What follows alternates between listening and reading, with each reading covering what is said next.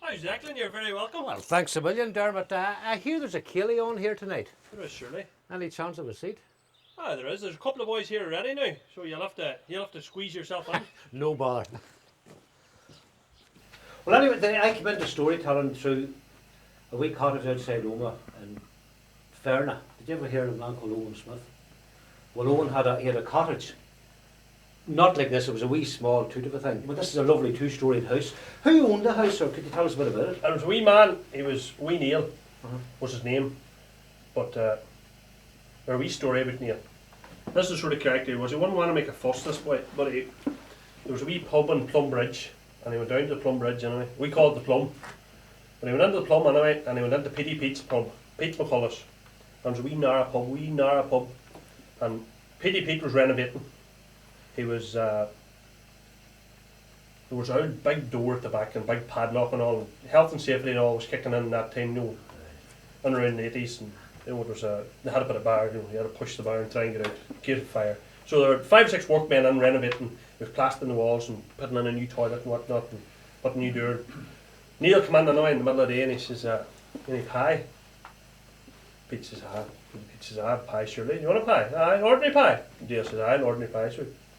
Put the pie in the microwave, and the microwave was only a new thing that time. Put the pie in the microwave, and Neil says, throw a pint on there for me 2 pint of Guinness. So the thing went ping, and Neil got the pie in front of him, got the Guinness set, and he says, "Pete, have you any salt? Mustard?" Pete, salt and mustard. I mind Neil to our house years ago, when he helped my father out, put it on the mustard, he put it on like jam. You'd swear it was bread he was buttering. He put it on like jam, so he laid the pie anyway with mustard, and he started eating. And Pete, he would been in 3 or 4 times a week, and Pete knew him. Pete was working, trying to officiate with, you know, workmen and whatnot, and he was looking down, and he says, "You alright, Neil?"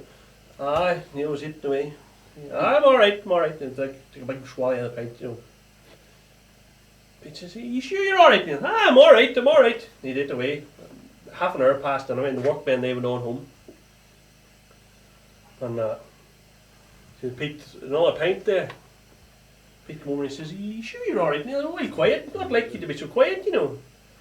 I didn't like to say, Pete, but that pie you gave me, that was an apple pie. And that's a true story. That's a true story. Oh, of course. The best stories are all true. Oh, right. When I boy up the old Barney down there, he was Rogers with the man he's writing there. But Barney, he was out about Glenelly, and it was a great place for potting. And we were dancing up in Cranach, it was the 17th of March. And Barney come in, and I don't know damn what happened to him anyway, but sometime the dance was over, he was lying in the ditch and he was touches. So a lot of boys, they were all on a lot of the potting, but we carried them up to the house anyway, and there was a doctor, Muldoon and Gortia. And there was 3 old brothers and Joe happened to be there. And some of them says, "What they sent for Muldoon? Much was that going to cost? A fiver?" "Oh, because Joe says he's not worth a fiver." Somebody said, "It'll cost more to bury him than a fiver." But anyway, they had to go to the bishop. Father O'Connor was here at the time, and he chiseled him. But Barney wasn't as soft as people thought. And he says, "Now, you better give me something, your lordship." He said, "If you want to go home for an unbeliever, I was here." That was the last man that I hate that had to go to the bishop. Aye, because it was rife at one stage. Oh, definitely It was dangerous stuff. I mind me father saying the sow was a precious thing. Oh, You know, the sow meant the money. They took the sow into the house. Oh, Paddy Pals has always done that. And they took the sow into the house, and there was this boy, and he was going to a wedding. I don't know his name, but he was a local man now. I mind my father telling me, and he was going to a wedding, but he sent a young fella to look about the sow. He says, "You watch that sow, because she's a bad devil. Right. I'm going to this wedding, I'll be back in a couple of hours." So he went away anyway, and he came back, and the young fella had got the Guinness, and he was well stocious. And he came in anyway, and he looked, "Man, did you not see what's going on? The sow was turning round, and every time she'd have a wee pig, she would turn round and she would eat it. And she would throw it down her apple." The boy said, "You're under God, man, you don't see what she's doing." The boy said, that wee pig's in and out all night. An old boy Tom McNamara lived beside Donald, and done was one of them rare out boys who had a cow calving and the calf was taken into the fire to dry. But McNamara would come plough us always, the war was going on this time. And he would always come plough us to get the 9 o'clock news, were now wireless nowadays.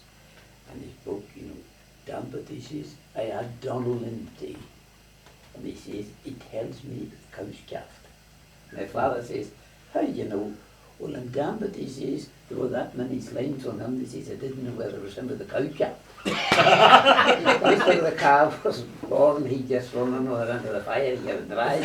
He never went, and my father had to go to tell McNamara. You know, them is the sort of boys that about years ago. But there was an old man, you'd probably mind him. I mind him as a young fella, it was Pete Owen. Oh, You mind Pete? right? Well, Pete had a name for everybody in the Glen. Yeah, He had, like the man, there was a man next door, they called him the golf. the Goth. Aye. And now, Oil McCord had a field up, just, you could see it, that out bush wasn't on the road, up there. And it was, he spent 20 years doing it. And they called the field the Four Holes. You suppose you mean it. And Pete came into my father's house one time and he says, World War III, Dan, World War III. Oh, definitely World War III. And he just said to your head, Pete, what's wrong?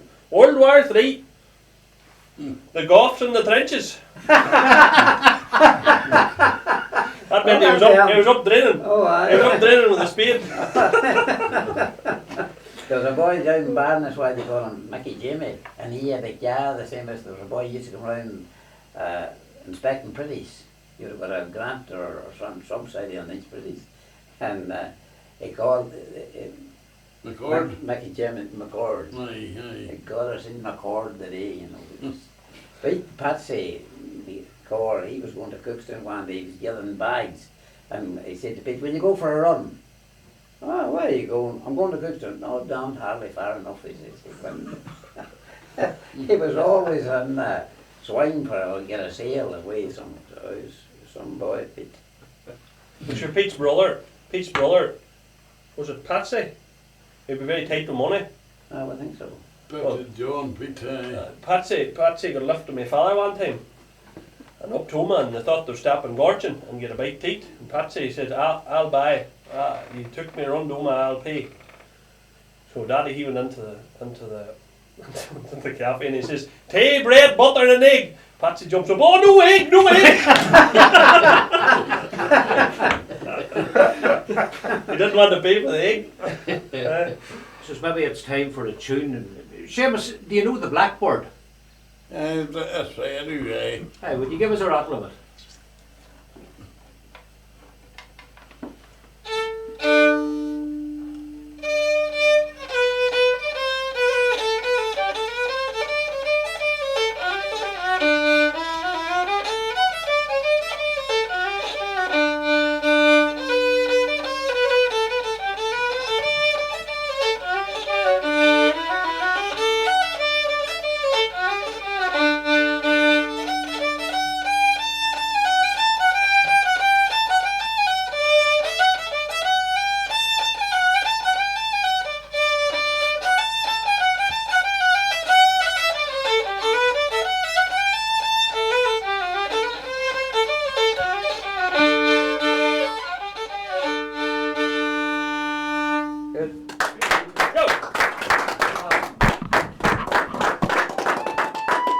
Gentlemen, the crack has been mighty.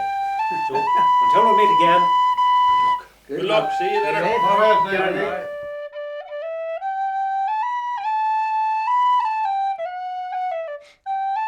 Thank God he's away, we can get to bed.